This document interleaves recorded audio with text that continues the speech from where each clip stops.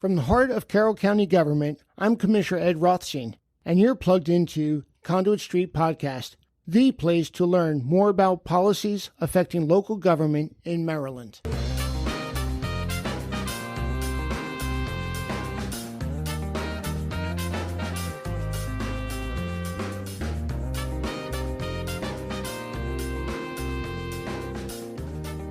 Hello and welcome to the Conduit Street Podcast. Kevin Kinnally here with Michael Sanderson. And Michael, it's budget season. The economy is still weird and counties are still feeling the same pressures around school funding and building and maintaining the infrastructure that our residents expect and demand.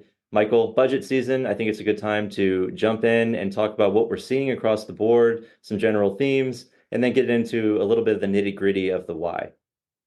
Yeah, I think so too. I'm so glad to be back on to chat with the two of us walking through stuff. Sometimes this feels like old times. We used to, roll up our sleeves and dig into the topic of the day, and the two of us will navel gaze for an hour and a half or whatever. I don't know if we've got 90 minutes of content for today, but I do think that every spring around this time of year, we start to pick up on some themes and some issues that are showing up in the county budgets. And so this, I don't know, it's a little bit like, I used to live in Ohio. There's a town in Ohio called Hinckley, and the Buzzards would return to Hinckley, and that was a big thing. There's the Swallows return to Capistrano. There's all these different springtime rituals. So I feel like people in the public sector who are on a July to June fiscal year, every spring, it's time to do the budget and time to set your priorities and then face the pressure and expectations that are always part of that annual process. So here we are again in May talking budgets.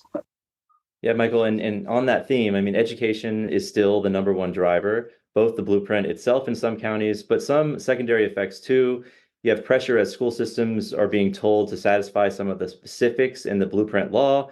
They don't have the money to fund other non-blueprint stuff, right? And some of that stuff can be popular. So there's a lot of political pressure to come up with the resources to keep some of the other stuff going. And Michael, I've seen in some counties some public disputes about, maybe a school board saying, well, we're just going to have to cut band, or we're going to have to cut the baseball team. And that certainly gets people's attention. And that brings pressure to provide more money to the schools who, again, say, hey, we have to do the blueprint, and that's sucking up all of the money. We still need money to run these other programs that people really care about. Right.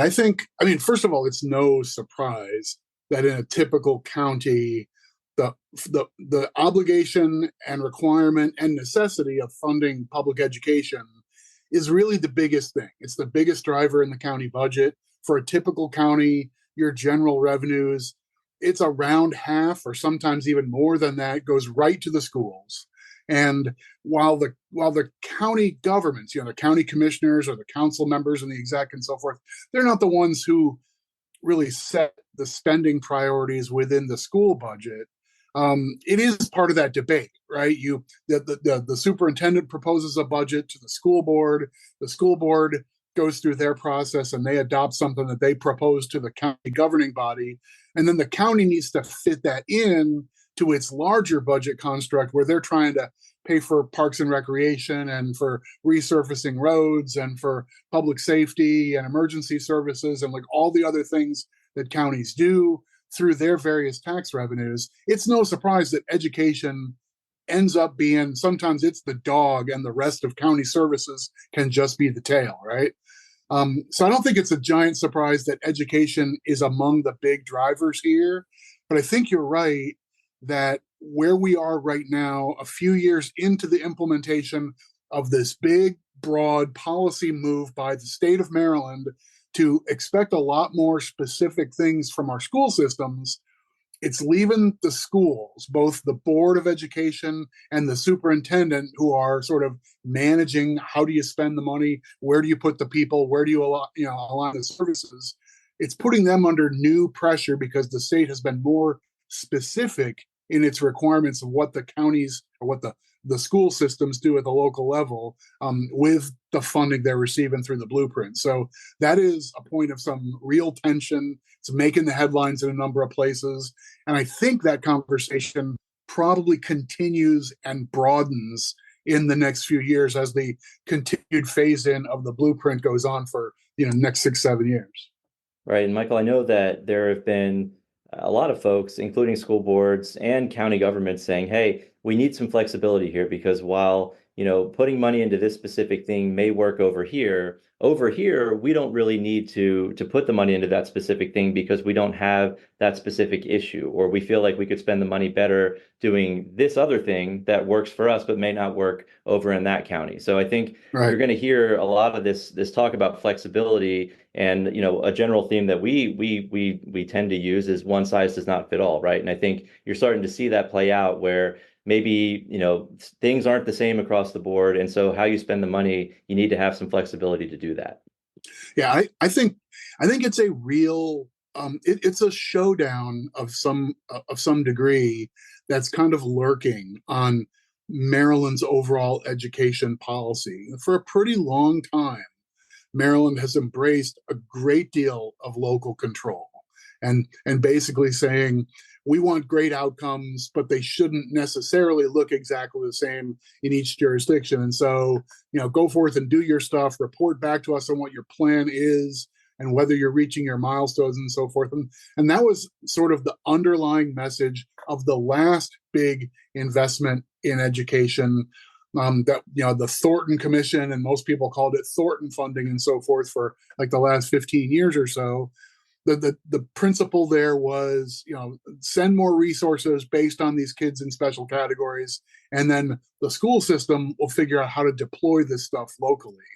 The difference from the Kirwan Commission and now the Blueprint seems to be that the state is going to look in much more detail and have a finer tooth comb in how to use these funds. And that means that categorical money that's coming for a particular group of students or one particular school because it qualified in a certain way, that money needs to filter all the way down to those students or to that school in with a level of accountability that's never existed before. And you're right, the tension is going to exist where you have a local jurisdiction that feels like, and we've been successful. We've been doing this, teacher mentoring program. We've been doing this for the last 15 years, and we think we're getting a lot of bang for the buck for it. It costs money. We have to have extra people, but we've gotten a lot out of it.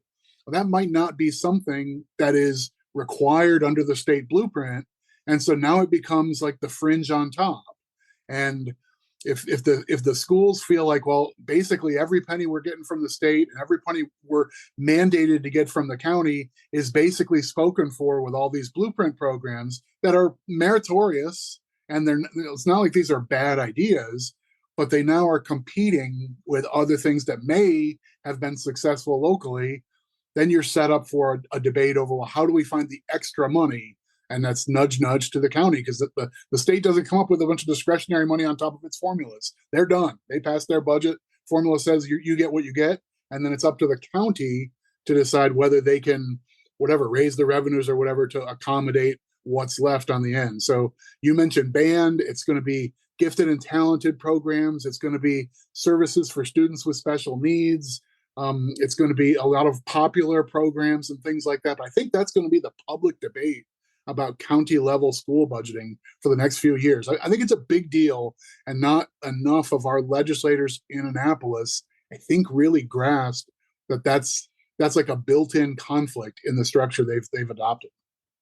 Right, no doubt about it. And I mean, on the one hand, there is a lot more money, so you'd expect a lot more accountability and maybe that fine-tooth comb that you mentioned. But at the same time, we know, like you said, there are successful programs out there that may not fit the letter of the law, that may not exactly fit into whatever bucket or category within the blueprint, but they are successful. So I think that's going to play out. But the bottom line is, Michael, it's still the biggest driver for every county budget is education funding. We're seeing that play out across the board. And at this point, it's really not about meeting your minimum share, Michael. Most counties, it's about how far above and beyond are you willing to go, and can you go to support your public schools? And we're seeing counties go above and beyond in many circumstances, probably to fund a lot of the things you're talking about, like gifted and talented. If that's potentially on the chopping block, counties have been stepping up, but we know that funds are limited, Michael. And so we've seen counties looking to raise revenue different ways. So several counties are looking to raise tax revenue. They're looking to raise fees. And it's no surprise because of just what we just talked about, the pressure to fund schools, but then also to fund everything else. Because just like the schools are saying, hey, we have all this money, but we have to use it in these specific areas and we don't have anything left. to do the other things that are really good and really that our people really like, counties are kind of saying the same thing. The money's all being shipped to the schools. We still need to do all these other things that our residents expect and demand. So now we're seeing this trend, much like the state. The state looked at raising revenue. They made a number of actions, and they're probably going to have to come back and even raise more. But we're seeing counties dip their toes in that pool as well. And I think that's to be expected. Right. I think you're right to say we can look at what's happening with the state budget in a number of components of the state's overall budget. The process in Maryland, not surprisingly, is the state goes first through its usual legislative session, and by April they leave town with a fiscal plan for the next fiscal year, the July through June. So we saw what the state had to go through. They're looking at some grim numbers, especially when you forecast out a couple years down the road. They have one element that counties don't benefit from. The state has, because of a constitutional amendment several years ago, the state has been putting casino revenue into an education trust fund that's really only to be used for big improvements in the educational system, specifically the blueprint. And so as the blueprint has been ramping up, they actually had extra money in the education trust fund, basically ready to take care of those extra expenses. So to a certain degree, the state's not really even feeling the pinch of its own ambitious and candidly expensive program quite yet, because the money's been sort of sitting in a sock. They start feeling that in the general fund a couple years down the line. And you can tell if you're sitting and working on the 1-year budget, it may not look cataclysmic. And for the most part, fiscal leaders in Annapolis were able to build a plan for this coming fiscal year that targeted some transportation revenues, but they didn't feel like they needed to take the big swing for the fences and say, how do we come up with a multi-year plan to adopt all this stuff? But I think those tensions are looming, and the stuff that we saw in the state fiscal debate this year and looking ahead, these are the same issues that I think resonate down into the county budgets that are going on right now. Yeah, there's no doubt about it, Michael. We have a weird economy. We have the pressures with the blueprint. And of course, remember, all the federal money is gone. A lot of people really like the services and the programs that were made possible by the influx of COVID dollars, and they want counties and the state to keep providing those services and funding those programs. So there's a lot of pressure to find the dollars to keep some of those afloat, but there's only so much counties and the state can do without cutting other things and or raising revenue, Michael. So I think that's all of this is kind of adding up. We have a weird economy. We're still coming out of COVID. We still have weird income tax things where we don't understand what we're seeing. We still have issues with the stock market and with interest rates. So all of that is still lingering. But then again, you kind of rip the rug out. All that COVID money that was there for years and years is gone. And we've said this time and time again, but it really starts to show up when you look at the state budget and county budget debates and all these things that are super important potentially on the table now on the topping block, unless you can find ways to cut other things, which we know is difficult, or raise revenue, which is also difficult. So it's a tough spot right now for state and local policymakers.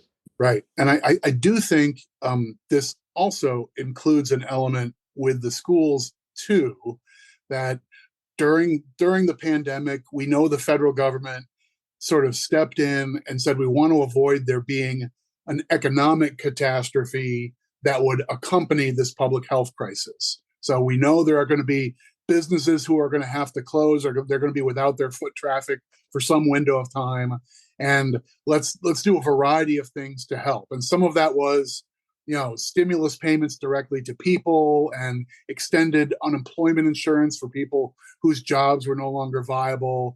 But then there was also assistance that went out to service providers like school systems, like public safety entities in county and municipal governments and so forth. So we know that there was some propping up of public services, again, by the federal government saying we don't want the world to shut down here, even if people are mostly going to be staying home. So I think we're dealing in all candor with a little bit of our school systems got an influx of money, and in some cases, they went out and hired people. So they created a new position or 7 new positions to provide new services because there was this stream of federal money. But it turns out the federal money had a timetable, had a shelf life. So here we are a few years later, and that's turned out to be a successful program that initially was funded by federal dollars. And now the debate sounds like you're being heartless. You're saying we're gonna have to lay off these 7 workers, or we're gonna have to shut down this program. But the fact of the matter is the program didn't exist pre-COVID. It was only supported by federal dollars that showed up in the middle of the pandemic. And now that the funding source is gone, you end up with some sort of hue and cry over, well, we're abolishing this good and effective program. We just, you can't necessarily feed every single every single baby bird in the nest. When extra ones showed up, when there was a temporary ability to do so. So I don't know. It makes this whole debate even trickier than usual, and it starts out being tricky even in normal times. Michael, and I agree. And, we know that a best practice with the COVID money, because you knew it would be temporary, would be to try and do things that were one-time money, right? But even if a school system meant to do that, you have a successful program or you're doing something that's working, you're going to feel pressure from parents, right, to keep that going, even if the intent was to make it temporary. So even if you didn't mean for this to be a permanent thing and you shouldn't have hired people that you'd have to pay year after year without that money, even if that wasn't the intent, even if it was temporary, there are still going to be people upset that you're taking away something that is working for their kid, right? So you're going to feel that pressure either way. So it really is a tough spot. And I guess you could look at some of this and kind of forecast that there would be some heartburn coming out of this once the federal money dried up, but we're certainly seeing that now on the ground in many respects across the board.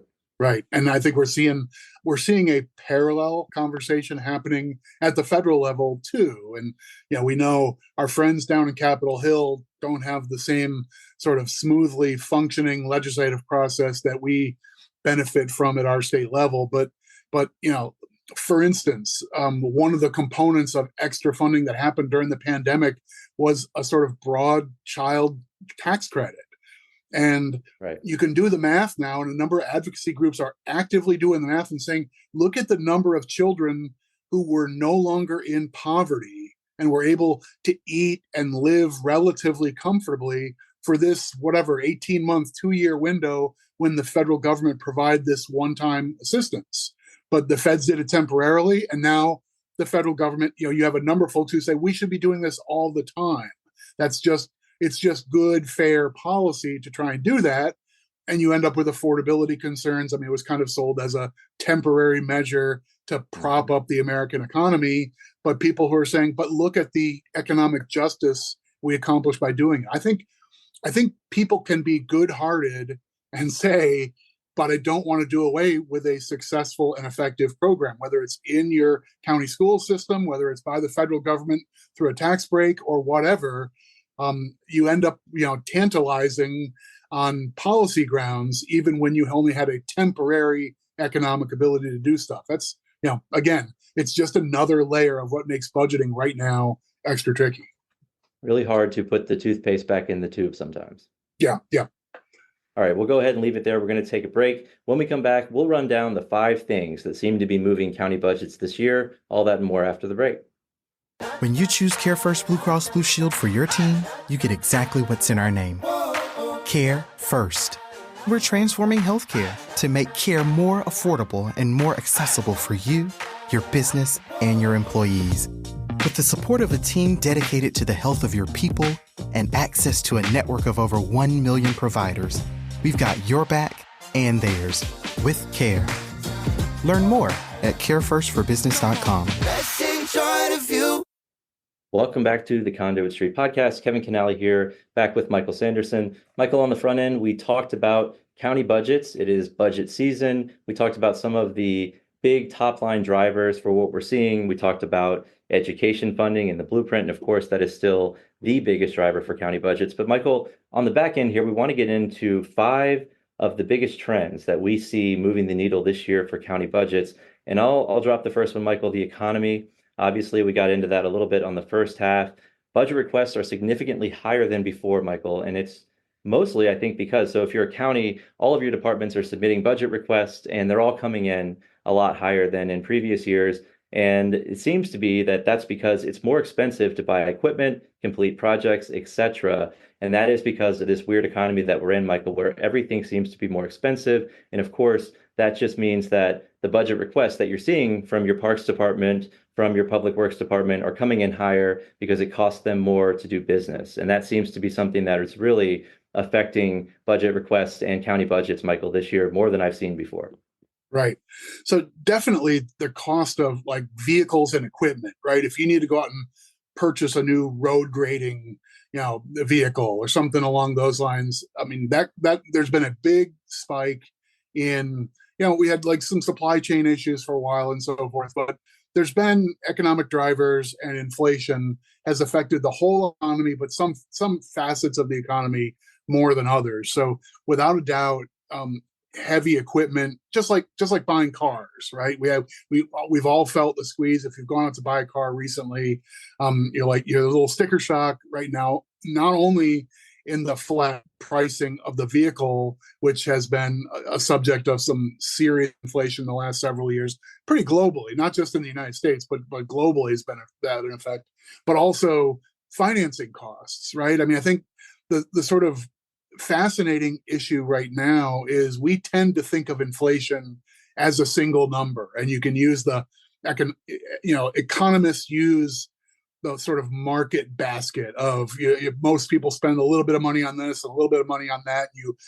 You do some weighted average of all these different cost metrics to come up with what's the cost of living changing, and then motor fuel bounces around a lot. That's kind of weird, and maybe some other, energy costs bounce around a lot. Then maybe that's kind of weird. We look at core numbers and things like that. But I don't think there's ever been as much of a disconnect between what the economist will boldly tell you, this is what inflation is right now. And then you ask Marylanders or Americans what they think is going on with costs and how much pressure they're facing.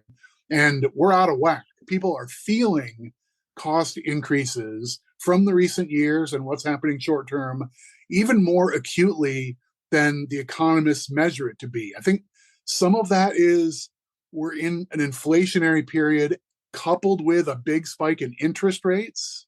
So you end up with cost of housing being magnified. And for some people, that's a really big cost of living. If suddenly, your rent is up 20% because the company or the owner of your property had to finance it at 7% instead of 3% a few years ago, you're feeling that really acutely, even though that doesn't necessarily show up directly and simply in inflation metrics. So you end up now with, what do counties spend their money on? I mean, some of it is equipment, it's vehicles and stuff like that, but a ton of it is just hiring staff.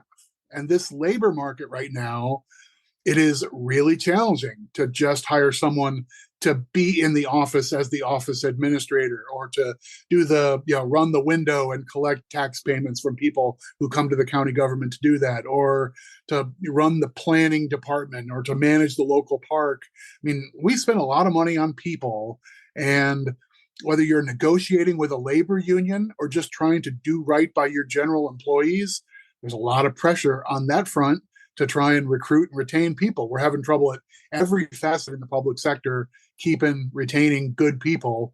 But that's where a ton of the money goes, and that is a lot of pressure right now. It's a strange labor market too. No doubt about it. And I think that dips into a second trend, which is just higher demand for services, and in some cases, changing the way services are delivered. And Michael, I know in a few counties right now, there's pressure to replace lost EMS volunteers with county paid providers. And so this is a trend that we've seen not only with EMS, and I think more so that's becoming the norm now that you have paid EMS in counties. There are way fewer volunteer EMS, but at least in some counties there are, and there's now a big push to get county paid volunteer, EMS folks on ambulances and on fire trucks.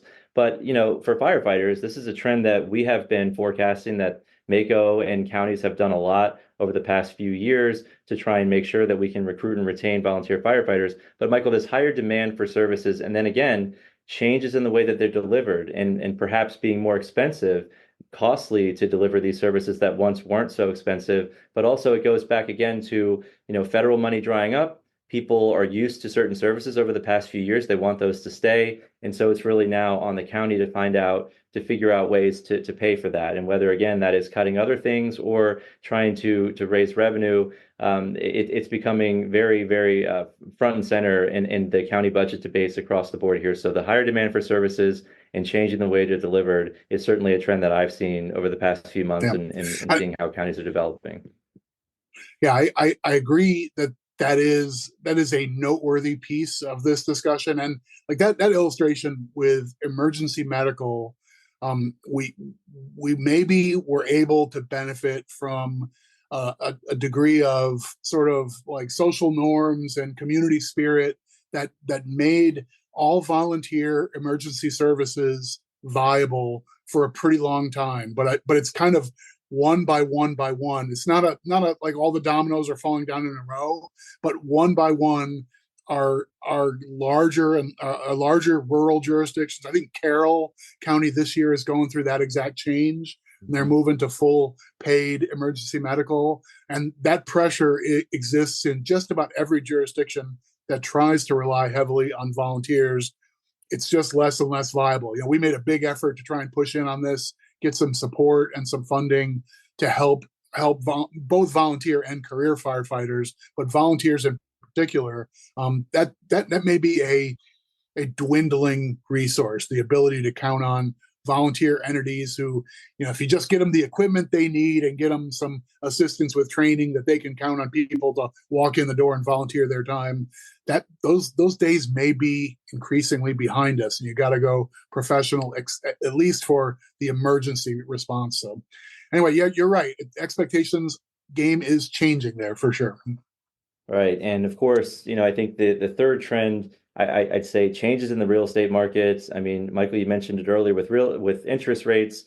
During COVID, interest rates were super low. The real estate market was hot, and that meant higher transfer and recordation fees for counties. When you make those transactions, you have to pay a tax and a fee to record. So counties were seeing increased revenue big time from the hot real estate market. That has significantly cooled, Michael, and a big reason why is interest rates, and that goes back to the economy. Right. And as we know, Maryland assesses properties on a 3-year basis. We're sort of looking backwards. And so 1/3 of properties each year get a reassessment in like December, January, right around the New Year time. The new reassessment papers come out to folks. And we had hiccup with that process this year. We got that resolved and taken care of. But practically speaking, the last cycle of assessments was looking back on 3 years worth of comparable sales and so forth. And that included some relatively strong years in the real estate market. But the cycle that comes up this next year is going to be increasingly looking at a market where interest rates are high. And so you don't have as many people refinancing and going out and making lateral transactions and so forth. It's like, I can't leave my 3% mortgage to go take a 7% mortgage. And so I'm trapped in this house. There's a lot of Americans who feel that way. And that has a cooling effect on the real estate market overall. And we still haven't really seen a massive adjustment in the commercial real estate market, right? To the extent that 1/4 of the workplace now feels like I can do my job from home more or less all the time, or half the time, or whatever. You would have to think that the overall demand for prime commercial real estate space, like in the city center, the places where the physical location is a big part of your cost, you got to think that the overall demand for those spaces has to come down.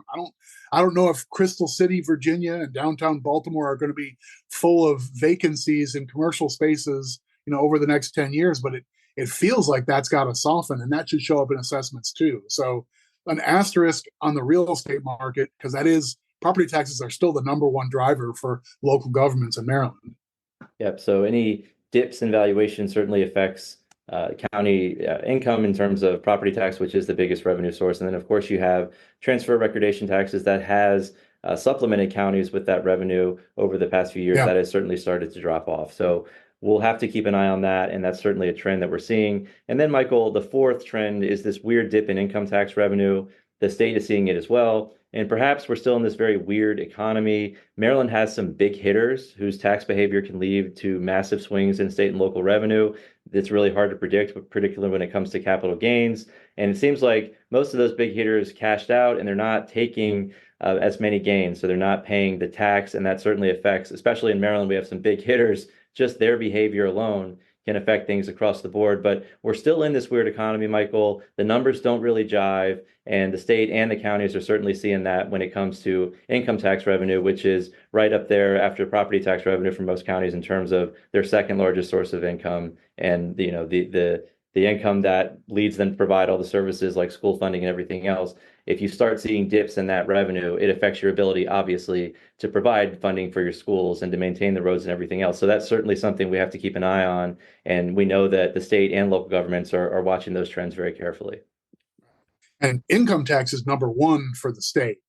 So the state of Maryland budget, they need to keep their eye very much on the economy of the moment. They're watching, withholdings by employers to, every 2 weeks out of our paycheck, that we're withholding some taxes, sending those to the state as sort of an anticipated payment toward our eventual tax liability. And watching that literally week to week is a big part of what the state needs to do. They don't have, to some degree, it's a benefit that county governments have property taxes, which are slower to reassess. They're slower to adjust. We're like the back of the train on the roller coaster, right? Some folks are already over the hill and yelling, and we're just making it to the top of the hill. We come into a recession later, we come out of a recession later, or when there's a boom time, it's the same sort of thing. So income tax, I think we've talked on here a few times about how strange, it's just hard to predict what's happening in the labor market right now. You used to be able to rely on total sort of like total wage earners on withholding, and then you could take a look at what the unemployment rate was, and you had like 80 or 90% of the picture of the income tax universe. And this year, there's just been so many people realigning their type of work and what they're doing and what's being withheld, and who's doing estimated payments because they're in a small cell phone business or they're driving Uber rather than working a punch the clock kind of job. And those hours bump up and down really dramatically and so forth. There's all sorts of things that have changed in this labor market, and it shows up in income taxes revenues to governments as well. So yeah, it's a shrug your shoulders for the typical county financial officer who doesn't even have the metrics and all these sort of analytical tools that even the state has. The state has its own difficulty just coming up with good forecasts there. Yeah, and I do want to give a shout out to Comptroller Brooke Learman. She's been really, really moving in the right direction and working with MACo and trying to provide some of that data. I think we're headed in a positive direction and trying to get the state to work better with some counties in terms of how they're interpreting data and maybe working closely to see how that's going to trickle down and affect counties. So hopefully we continue to move in a good direction there, but I know that our finance officers are appreciative of the effort so far. And Michael, the fifth trend that I see, we've already talked a lot about the blueprint, right? Counties are still feeling the pinch.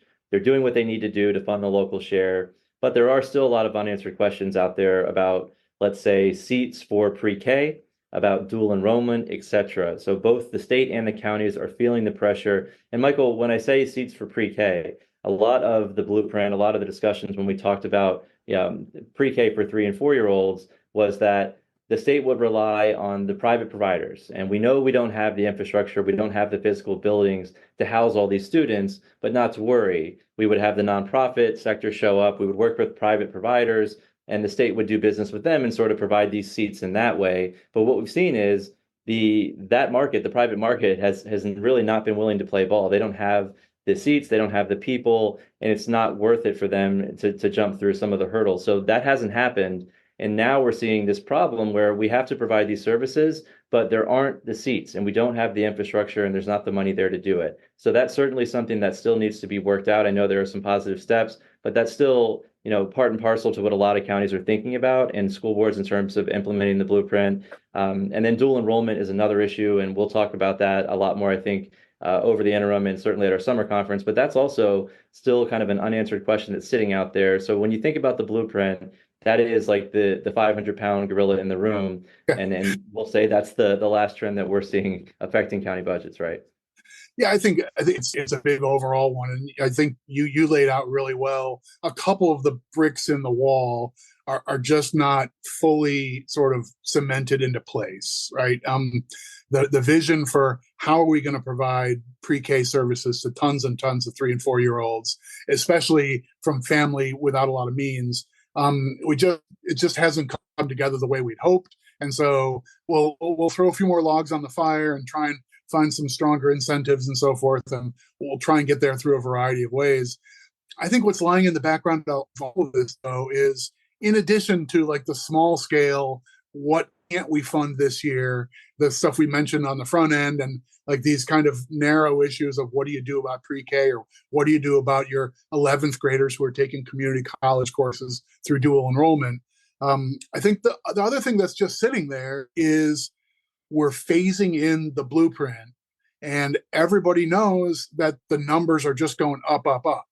So even if you found a way to make your minimum bottom line for FY25, and you might not have to raise taxes this year to do that, I think there are a lot of counties who are looking and saying, but for 26 or for 27, there's a year coming when the expected increase, which is what we think the state is going to expect of us, is going to be not just maintenance of effort, not just continuing to do what you've been doing, but it's going to be a big jump. And if you end up with, softness in your income taxes and weakness in your property taxes, and at the same time, the formula for the blueprint says, okay, now it's time for your county to find an 8 or 9% increase in school funding to make for, this will be about year 5 or year 6 of the blueprint phase in. There may be some counties who are like really struggling just to make the bottom line numbers work. So if it's this year, it's already a crisis. For some places, this year is we've managed the short term, but we don't have to look very far down the road to see that the blueprint demands are going to start putting pressure on everything else we do. And remember, Michael, to mitigate that pressure, counties, really the only tool in the bag for most counties is raise property taxes, right? And we have very limited options to raise revenue. Thankfully, there is a study that's going to happen this interim on ways to look at some outside of the box ideas to raise revenue. But it's a really tough spot when you're stuck with regressive taxes to fund progressive ideas. And everybody hates the property tax, Michael. We've talked a lot about that, but there's really nowhere else to go to mitigate that pressure unless you're going to find a way to cut tons of things that people care a lot about and that you need to do. You're really just stuck with raising property tax rates, and people don't like that. It's regressive, but that's really the only tool in the toolbox now. And so we're thankful that there is a study that the General Assembly seems to be taking this issue seriously, that counties are very limited in those options. And we know that the pressures are going to lead to a lot of counties needing to find ways to raise revenue. So it would be nice to have a lot more tools in the toolbox and ways to have conversations with constituents that don't necessarily just mean we're going to raise your property tax rate. Maybe we could look at other ideas, ways to create more special tax districts, more progressive income taxation, and being able to maybe do things in different ways that would not necessarily just be, oh, we have to raise property taxes and everybody's going to hate us, and that's just the end of the story because that's the only option we have. Right. I think that narrative is an important one for Annapolis to hear from county leaders. And you teed the ball up exactly right. I think that the vision of the Kerwin blueprint is at its heart, like we need to do a lot more for students who are basically at risk of not succeeding. Like if we don't reach them and we don't teach them through the schools, through an effective program in public education, these folks are going to have fewer opportunities in life, a lower chance to advance and become positive contributors and so forth. So we're doing things in the blueprint, like identifying schools, not entire counties, not entire districts, but individual schools where there's a high share of poverty among the families who are served by that school. Let's get extra resources to that community because we know that's a problem different than just it's if you have 80% poor kids versus 40% poor kids, that's not double the problem. that's like a sixfold problem. To try and reach in those schools, you need extra resources, and the blueprint's trying to do that. So to some degree, these are really progressive policies, just in terms of providing services along the socioeconomic class level. We're trying to do some smart and advanced thinking on how do you reach the kids who need it, especially those at the bottom end of the economic scales.